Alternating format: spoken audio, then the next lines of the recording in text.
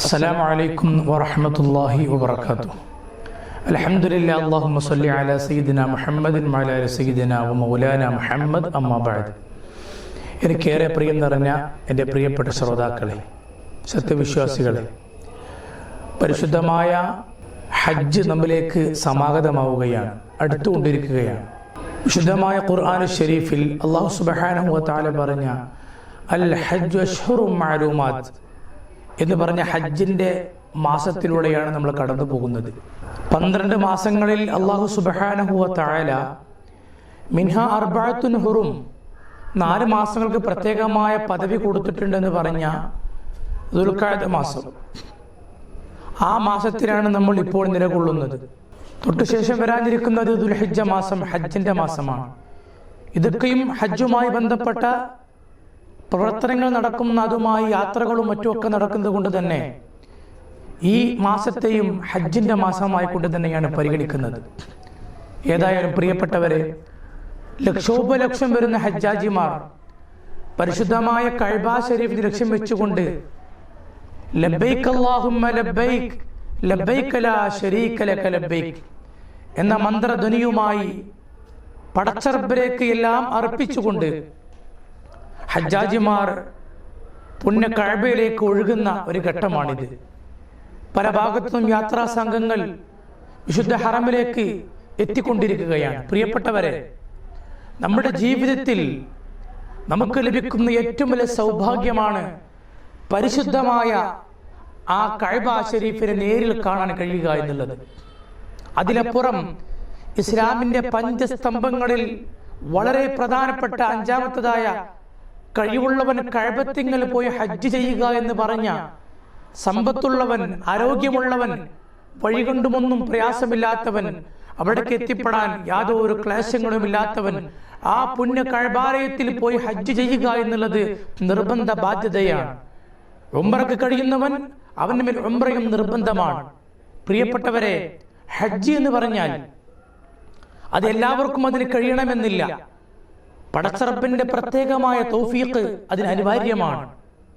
മാത്രമല്ല, ഖലീലുല്ലാഹി ഇബ്രാഹിം നബി അലൈഹി സ്വലാത്തു വസ്സലാം, ബഹുമാനപ്പെട്ട ഹാജറ ബീബി റളിയല്ലാഹു അൻഹ, ഇവരുടെ ത്യാഗോജ്ജലമായ ബഹുമാനപ്പെട്ട ഇസ്മായിൽ നബി അലൈഹി സ്വലാത്തു വസ്സലാം, ഇവരുടെ ത്യാഗോജ്ജലമായ ജീവിതത്തിന്റെ അതിനെ വീണ്ടും പുനരാവിഷ്കരിക്കുന്ന ഒരു മഹത്തായ സന്ദേശം നൽകുന്ന, അല്ലെങ്കിൽ അവർ സഹിച്ച ത്യാഗങ്ങളെ, ഈ മനുഷ്യ സഞ്ചയത്തെ വീണ്ടും ഓർമ്മിപ്പിക്കുന്ന ഒരു ഘട്ടമാണ് ഹജ്ജ് എന്നുള്ളത്.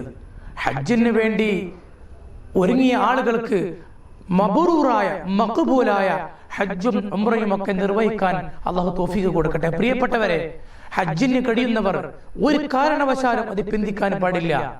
നമുക്കിങ്ങനെ കാണാൻ കഴിയും, പരിശുദ്ധമായ ഇസ്ലാമിന്റെ ഗ്രന്ഥങ്ങളിലും ഹദീസിന്റെ ഗ്രന്ഥങ്ങളിലും നമുക്കിനെ വായിക്കാൻ കഴിയുന്നു.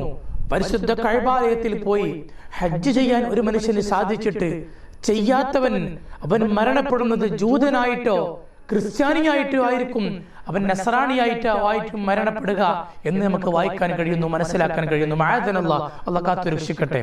പ്രിയപ്പെട്ടവരെ, ഹജ്ജിന് കഴിവുണ്ടായിട്ട് അവൻ ഹജ്ജ് ചെയ്യാതെ മരണപ്പെട്ടു പോയാൽ അവന്റെ അനന്തരാവകാശികൾക്ക്, അവന്റെ മക്കൾക്ക് ആ ഒരു ബാധ്യത നിറവേറ്റൽ അനിവാര്യമായ സംഗതിയാണ്, നിർബന്ധമാണ്. അവരത് വീട്ടിയിരിക്കണം എന്നുള്ളതാ. അത് അത്രമേൽ പരിശുദ്ധമായ, അത്രമേൽ പരിശുദ്ധ ദീൻ വലിയ സ്ഥാനം കൊടുത്ത പരിശുദ്ധ ഹജ്ജ്. ആ ഹജ്ജിന് ലഭിക്കുന്ന ശ്രേഷ്ഠത എത്രയാണ്, അതിന്റെ സവാബ് എത്രയാണ്. അൽ ഹജ്ജുൽ മബ്റൂർ ലൈസ ലഹു ജസാഉൻ ഇല്ലൽ ജന്ന. ഹബീബ് മുസ്തഫ സല്ലല്ലാഹു അലൈഹി വസല്ലം, ഹബീബായ തങ്ങൾ പറയുകയാണ്, ഒരാൾ മബ്റൂറായ ഹജ്ജ് ചെയ്താൽ, എന്താ മബ്റൂർ എന്ന് പറഞ്ഞാൽ, ഒരു കുറ്റവുമില്ലാതെ, ഒരു വീഴ്ചയും വരുത്താതെ, പരിപൂർണമായ രീതിയിൽ എല്ലാം നല്ല നിലക്ക് ചെയ്ത മബ്റൂറായ, പടച്ച റബ്ബിന്റെ അടുക്കൽ സ്വീകാര്യോഗ്യമായ, മഖ്ബൂലായ, മബ്റൂറായ, പുണ്യമാക്കപ്പെട്ട ഹജ്ജ് ഒരാൾ ചെയ്തു പോയാൽ ലൈസ ലഹു ജസാഉൻ ഇല്ലൽ ജന്ന, അവൻക്ക് സ്വർഗമല്ലാതെ മറ്റൊരു പ്രതിഫലമില്ല എന്നുള്ളതാ. അല്ലാഹു നമ്മുടെ ഹജ്ജാജിമാർക്ക് നല്ല നിലക്ക് ഹജ്ജ് ചെയ്യാനുള്ള ആരോഗ്യവും തൗഫീഖും ആഫിയത്തും അല്ലാഹു പ്രദാനം ചെയ്യട്ടെ.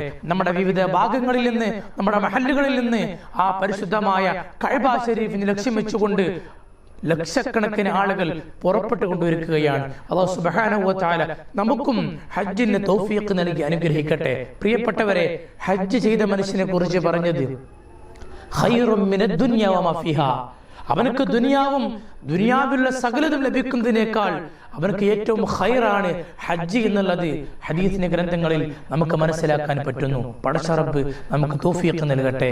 ഞാൻ അവസാനിപ്പിക്കുകയാണ്. നിരന്തരമായുള്ള പ്രാർത്ഥന അത് തന്നെയാണ് നമുക്ക് വഴികൾ എളുപ്പമാവാൻ, അതിന് സാമ്പത്തിക ഭദ്രത ലഭിക്കാൻ, അതിന് എല്ലാ കഴിവും ശേഷിയും പ്രാപ്തിയും നമുക്ക് ഉണ്ടാവാനുള്ള ആദ്യത്തെ നമ്മുടെ പക്കൽ നിന്ന് ഉണ്ടാവേണ്ട കാര്യം പ്രാർത്ഥനയാണ്. മനമൊരുകിയുള്ള പ്രാർത്ഥന. അല്ലാഹുമ്മ വഫിഖ്നാ ലിൽ ഹജ്ജ് വൽ ഉംറ വൽ സിയാറത്തി റൗദത്തിൻ നബിയിൽ മുസ്തഫ മുഹമ്മദിൻ സല്ലല്ലാഹു അലൈഹി വസല്ലം. ആമീൻ ബിറഹ്മതിക യാ അർഹമർ റഹീമീൻ എന്നുള്ള പ്രാർത്ഥന നമ്മൾ കൃത്യമായി നിലനിർത്തി കൊണ്ടുപോവുക.